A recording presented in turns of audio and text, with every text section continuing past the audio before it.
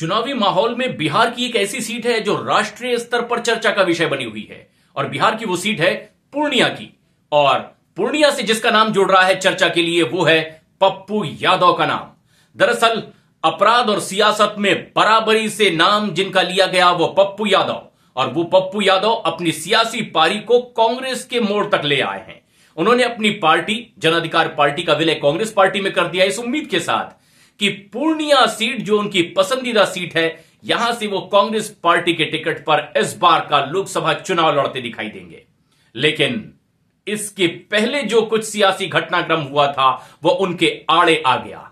दरअसल बताया यह गया कि अब कांग्रेस पार्टी के टिकट पर वो चुनाव नहीं लड़ पाएंगे क्योंकि आरजेडी के साथ जो सीटों का बंटवारा हुआ है कांग्रेस का, उसमें पूर्णिया, मधेपुरा और सुपौल की सीट कांग्रेस को मिली ही नहीं।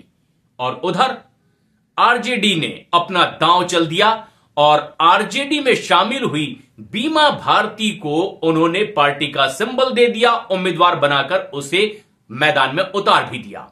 ऐसे में पूर्णिया में ही घिर गए पप्पू यादव, जहां वो दावा कर रहे थे कि मर जाएंगे लेकिन पूर्णिया नहीं छोड़ेंगे। लेकिन अब उस सीट पर लालू यादव ने बीमा भारती को उतार दिया है, जो जनता दल छोड़कर आरजेडी में शामिल हो गई।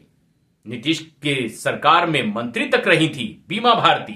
जब लालू प्रसाद यादव की पार्टी में आई तो पूर्णिया से वो लोकसभा का चुनाव लड़ने के लिए अब लालटेन लेकर मैदान में उतरेंगी।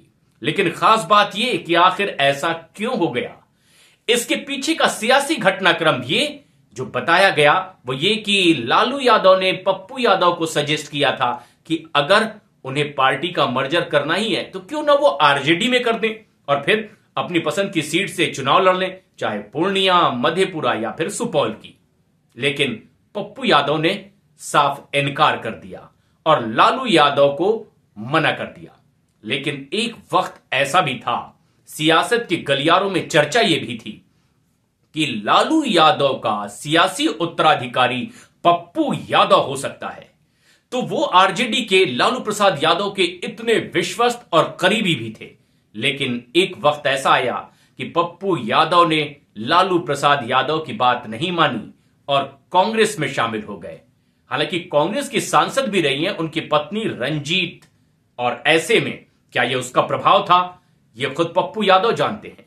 लेकिन बड़ा सवाल यह कि क्या लालू यादव को साफ मना कर देने का खामियाजा पप्पू यादव को भुगतना पड़ रहा है, क्योंकि जिस सीट से उन्होंने दावेदारी पेश की, कांग्रेस पार्टी ने तो वो सीट अपने पाले में ली ही नहीं, वो सीट आरजेडी के पाले में चली गई और आरजेडी ने अपना उम्मीदवार वहां बीमा भारती को बना भी दिया है।